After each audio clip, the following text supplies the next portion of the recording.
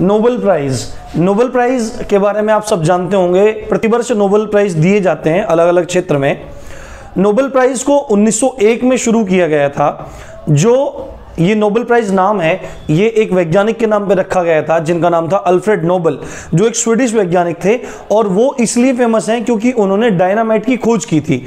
Dynamite की खोज करने के बाद अल्फ्रेड नोबेल को लगा कि मैंने खोज तो की पर यह विनाशकारी खोज है, तो उन्होंने अपना जितना भी पैसा था वो स्वीडिश संस्था को दे दिया और स्वीडिश संस्था ने उसे एक बैंक में जमा कराया और प्रतिवर्ष जितना भी ब्याज उस पैसे का हो जाता है उसको 6 अलग अलग फील्ड्स के जो लोग होते हैं, मास्टर होते हैं, जिन्होंने कुछ विशेष खोज की हुई है, उन लोगों में उसको वितरित कर दिया जाता है और इसी वितरण को नाम दिया जाता है नोबेल प्राइज। नोबेल प्राइज आप सब समझते होंगे एग्जाम की दृष्टि से बहुत ज्यादा इंपॉर्टेंट है। प्रतिवर्ष ऐसा कोई एग्जाम नहीं होता जिसमें नोबेल प्राइज से कोई क्वेश्चन ना पूछा जाता हो। तो आज हम डिस्कस करने वाले हैं नोबेल प्राइज के बारे में। तो यदि आपने चैनल सब्सक्राइब नहीं किया है तो आप चैनल को सब्सक्राइब कर लीजिए, क्योंकि ये चैनल आपकी तैयारी में बहुत ही मददगार साबित होगा। वीडियो को लाइक कीजिए और अपने दोस्तों के साथ में शेयर कीजिए। तो आइए बिना समय गंवाए आज शुरू करते हैं नोबेल प्राइज के बारे में। पहले मैं आपको 2-4 चीजें नोबेल प्राइजेस के बारे में बता देता हूं। देखिए, नोबेल प्राइज 2020 के बारे में हम डिस्कशन करने वाले हैं। जैसा मैंने अभी आपको पहले बताया कि नोबेल प्राइज का जो नाम है वो अल्फ्रेड नोबेल के नाम से है। अल्फ्रेड नोबेल आपको याद रखना, एग्जाम में अगर क्वेश्चन आ जाए तो आप बोल देना कि अल्फ्रेड नोबेल के नाम से है। और अल्फ्रेड नोबेल एक स्वीडिश वैज्ञानिक थे, स्वीडिश साइंटिस्ट थे, स्वीडन के साइंटिस्ट थे, जिन्होंने डायनामाइट की खोज की थी, डायनामाइट का आविष्कार किया था। डायनामाइट आप सुनते रहते होंगे, एक विस्फोटक पदार्थ है जिसको अक्सर खदानों में विस्फोट करने के लिए या बिल्डिंग्स को तोड़ने के लिए, उनको जमींदोज करने के लिए इस्तेमाल किया जाता है। अब उसके बाद इंपॉर्टेंट सेकंड क्वेश्चन है कि प्रदाता संस्था कौन है, कौन इसको वर्तमान में प्रदान कर रहा है। 1901 से और आज 2020 आ चुका है, तो इतने लंबे समय तक इस पुरस्कार को, इस अवार्ड को प्रदान करने वाली संस्था का नाम है the royal Swedish academy of sciences. The royal Swedish academy of sciences, ये नाम आप याद रखिए, आपसे एग्जाम में पूछा जा सकता है। आगे जो इंपॉर्टेंट पॉइंट है वो ये है कि इस पुरस्कार का प्रारंभ कब हुआ था। तो वीडियो के प्रारंभ में ही मैंने आपको बता दिया था कि 1901 यानी 1901 में इसकी शुरुआत हुई थी। और एक और इंपॉर्टेंट क्वेश्चन जो यहां से पूछा जाता है वो ये है कि इसका वितरण कहां पे किया जाता है, कहां पे दिया जाता है। तो आपको बोलना पड़ेगा, इसके 2 स्थान हैं। देखिए, जो नोबेल प्राइज है वो 6 क्षेत्रों में दिया जाता है: भौतिकी, रसायन, चिकित्सा, अर्थशास्त्र, साहित्य और शांति। तो 6 इन क्षेत्रों में दिया जाता है।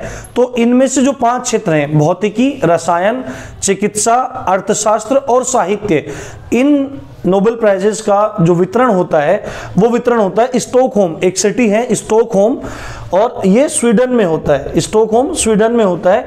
और जो शांति का पुरस्कार दिया जाता है वो ओस्लो, नॉर्वे में दिया जाता है। यानी शांति का पुरस्कार नॉर्वे में दिया जाता है, जो ओस्लो एक शहर है।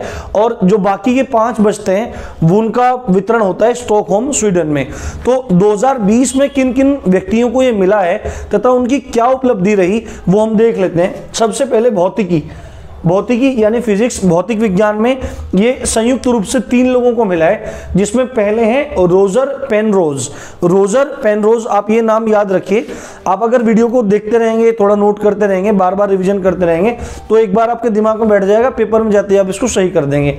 तो रोजर पेनरोज हैं, इन्होंने क्या काम किया है, इन्होंने ब्लैक होल के संबंध में शोध किया है। ब्लैक होल के संबंध में इन्होंने शोध किया, तो इसलिए इनको भौतिकी में नोबेल प्राइज मिला। उसके बाद 2 व्यक्ति हैं, रेनहार्ड जेंजेल और एंड्रिया घेज। रेनहार्ड जेंजेल और एंड्रिया घेज, इन दोनों को भी नोबेल प्राइज दिया गया है। और इनका जो शोध है, इनका जो रिसर्च है वो है सुपर मैसिव कॉम्पैक्ट ऑब्जेक्ट की खोज। आपसे एग्जाम में डायरेक्टली पूछा जाएगा कि रेनहार्ड जेंजेल और एंड्रिया घेज को किस लिए पुरस्कार दिया गया, नोबेल पुरस्कार दिया गया। तो आपको बोलना पड़ेगा सुपर मैसिव कॉम्पैक्ट ऑब्जेक्ट की खोज के लिए। तो रोजर पेनरोज ब्लैक होल के संबंध में और Reinhard Genzel, Andrea Ghez supermassive compact object की खोज में। उसके बाद रसायन यानी केमिस्ट्री में ये अवार्ड मिला है 2 व्यक्तियों को संयुक्त रूप से, दोनों एक साथ रिसर्चर हैं, एक साथ रिसर्च किया है, इमैनुअल चार्पियर और जेनिफर ए डोडना। इमैनुअल चार्पियर और जेनिफर ए डोडना, इन्होंने जीनोम संपादन की नई विधि का विकास किया है। अगर से पूछा जाएगा जीनोम संपादन की नई विधि का विकास किसने किया और उसके लिए किसको नोबेल प्राइज मिला, तो आपको बोलना पड़ेगा इमैनुअल चार्पियर और जेनिफर ए डोडना। उसके बाद तीसरा जो पुरस्कार मिलता है वो चिकित्सा के क्षेत्र में दिया जाता है। चिकित्सा के क्षेत्र में संयुक्त रूप से 3 व्यक्तियों को मिला है, जिसमें पहला नाम है हार्वे जे ऑल्टर, दूसरे हैं माइकल ह्यूटन और तीसरे हैं चार्ल्स एम राइस। पहले हैं Harvey J Alter, Michael Houghton और तीसरा नाम है चार्ल्स एम राइस।